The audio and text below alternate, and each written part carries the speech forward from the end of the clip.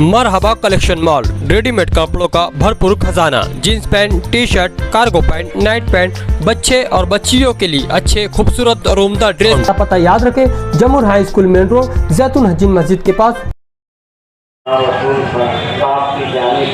जो इस दुनिया में नहीं है, उनके फर्जन नूर अलैन साफी की जानिब से आप सबका इस्तेमाल करता हूँ। मैं तकरीबन 2004 से सूफी मिल्लत सूफी गुलाम रसूल साहब के साथ बहुत सारे मसाइल पर कहीं न कहीं शिरकत किया, और जो वो खुसूसियत उनके अंदर थी, अभी हालात बिगड़े।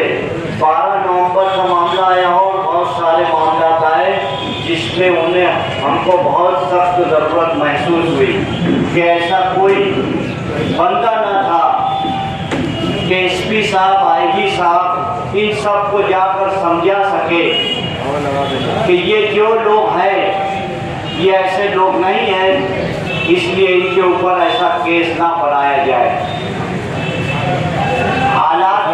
बदले मुसीबत आई, लोग खामोश हो गए। उसके बाद से आज तक का कोई भी मसाइल के ऊपर वैसा एहतजाज नहीं हुआ। अगर वो होते तो इंशाअल्लाह वो ऑफिसरों को समझाते, शहर के लोगों को समझाते और पुरअमन तरीके से जो है इस शहर में एहतजाज दर्ज कराया जा सकता था। खैर, नूरुल अलैन साबरी साहब आए और यहाँ पर जिन लोग आए हुए हैं, जो उनके साथ रहते थे वो हमारे साथ लगे, और जैसा उन लोगों ने शहर को संभाला था वैसा आप लोग साथ दीजिए। ये जो मदरसा है, यहाँ पर मैं जब बचपन में आता था, एक झाड़ दरख्त यहाँ रहता था, एक झाड़ के पास, ये सामने झाड़ के पास लोग जो है नशा करते हुए बैठे हुए रहते थे। आज देखो अल्हम्दुलिल्लाह मरहूम सूफी गुलाम रसूल साहब ने नाबीनाओं का मदरसा शुरू किया, लड़कियों का मदरसा चालू है, यहाँ पर दीनी तालीम हो रही है।